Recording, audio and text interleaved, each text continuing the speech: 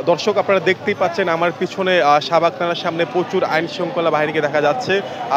গতকালের ঘোষণা অনুযায়ী কোটা আন্দোলনকারীরা আজ 3:30টার দিকে শাহবাগে অবস্থান কর্মসূচি পালন করার কথা ছিল, কিন্তু এখনও আমরা তাদেরকে দেখতে পাচ্ছি না। কিন্তু আমরা দেখতে পাচ্ছি শাহবাগ থানার সামনে প্রচুর সংখ্যক আইন শৃঙ্খলা রক্ষী বাহিনী দেখা যাচ্ছে। এবং আপনারা জানেন যে গত 10ই জুলাই হাইকোর্টের আপিল বিভাগ 5ই জুনের যেই রায় ছিল সেই রায়টাকে 4 সপ্তাহের জন্য স্থগিত করে কোটা বাতিল করার যেই পরিপত্র সেটাকে জারি রাখার আহ্বান করা হয়েছে। এবং তারই পরিপ্রেক্ষিতে আসলে ছাত্রলীগ আজ দুপুরে একটি সংবাদ সম্মেলন করে তারা আসলে ছাত্রদেরকে ক্লাসরুমে ফিরে যাওয়ার আহ্বান করেছেন। এবং আমরা জানি যে কোটা আন্দোলনকারী তরফ থেকে তারা বলছেন যে তারা আসলে তাদের দাবি সরকারি নির্বাহী বিভাগের কাছে তারা তাদের দাবি আইন করে আসলে কোটা প্রথা সংস্কার করার যে দাবি সেই দাবির আজ তাদের 3:30টার দিকে শাহবাগে অবস্থান করার কথা ছিল, কিন্তু আমরা এখন পর্যন্ত কোটা আন্দোলনকারীদের কাউকে আমরা শাহবাগে দেখতে পাচ্ছি না। কিন্তু আপনারা দেখতে পাচ্ছেন যে প্রচুর সংখ্যক আইন শৃঙ্খলা রক্ষী বাহিনী শাহবাগের